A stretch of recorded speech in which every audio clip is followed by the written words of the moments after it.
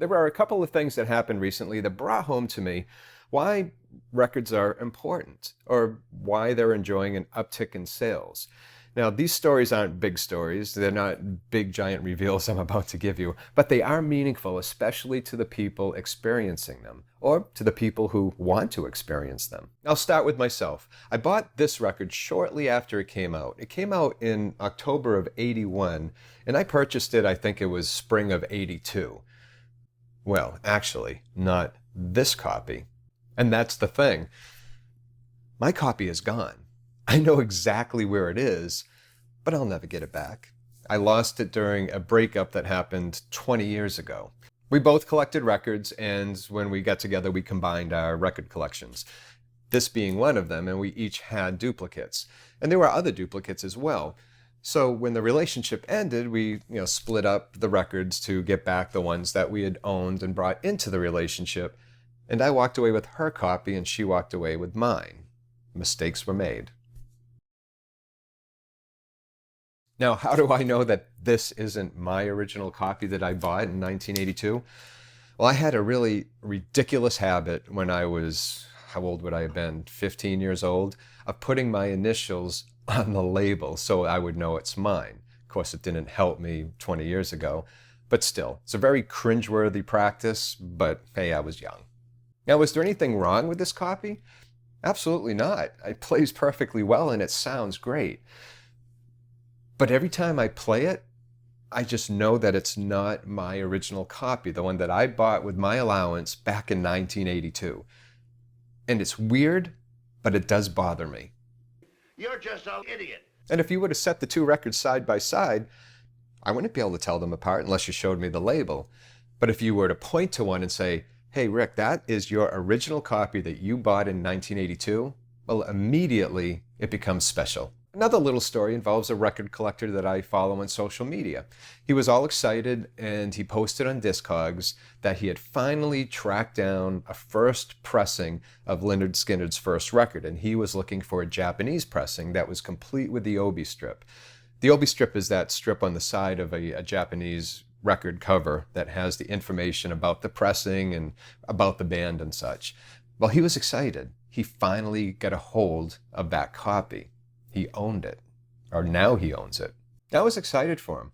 And not too long ago, I posted a video about my personal Holy Grail search that ended recently when I got a hold of Lee Michaels' album Fifth. I'd been looking for that album, or a clean copy of that album, for years, and I finally got a hold of it. It was not something anyone else was looking for, but it was important to me. The memories attached to that particular record was just as strong as the music. Another little story is, fairly recently, my son's girlfriend texted me because she was excited that she found a record in a record shop that she didn't know existed from a band that she really likes. And she's 22 years old. She could listen to that album anywhere just by streaming it, but she wanted to own the album. And that's what it's all about. It's about owning the music that you love. Be it a first press record, a record that holds special value because of memories, things like this. It's all about owning the music. It's about having it in your hand, being able to read the liner notes, being able to read the lyrics if they're included. It's the entire package. Now, I've talked about why records are important to me. It's the purpose of this whole channel. But record sales are still going up, so it's not just me. But why? Why are they going up? Taylor Swift gets it, as does Adele, Samantha Fish, and a personal favorite of me and my brother's, GA20. They all get it. Whenever they release a new record, they also put out a vinyl version of that record. They get that the physical copy solidifies the connection to the music. The lost copy of the Ozzy record that I bought 40 years ago, contains the exact same music as this one. And you could make the argument that I own this one now, so it is now my copy. But, I get that, and I should just get over it. But still. And there is an argument to be made that, in 30 years from now, I'll still have this because I won't have parted with it. That's if I'm around in 30 years. But say I am around in 30 years, this will then turn into my copy. It has been for 20 years, so yeah, I should just get over it. I often wonder about the fact that music from 30, 40, or even 50 years ago is still relevant today.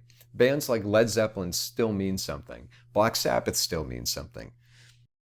Many of those artists from those days have left us, but their music is still played. It's still relevant. People still listen to it. And I think it might have a lot to do with the physical format that it was originally released on. Had streaming been a thing back in the 1970s, I have to wonder if we'd even be talking about bands like Bad Company or Black Sabbath or even Janis Joplin. Owning and collecting music from the artists that you love meant something. Now, had that music been digital artifacts that you could stream through a device, instead of holding it in your hands and owning it and visually appreciating it, we as a collective society of music lovers might not have cared so much. Records force us to sit down, to listen, and to engage with it. When I listen to music through my earbuds, when I'm at the gym or when I'm doing things around the house, I'm only half listening. It's background music. Now, I know I've said a lot of this before, so I'll stop right there. But I love the fact that Taylor Swift gets it. She really does. She knows that 20 or even 30 years from now, her fans and even the children of her fans will be listening to her music because they own it. She'll never be just a voice in a digital stream, and those records will be passed on. She'll have achieved immortality in some sense. As long as those records can be held, they'll be played. And that's special. Now, I'd love to know what you think about all of this. Leave your comment below, and don't forget to, like the video and, click subscribe over here. And let's keep the conversation going. As always, thank you so much for watching. I really appreciate it. And until next time, please take care of yourself and enjoy your records.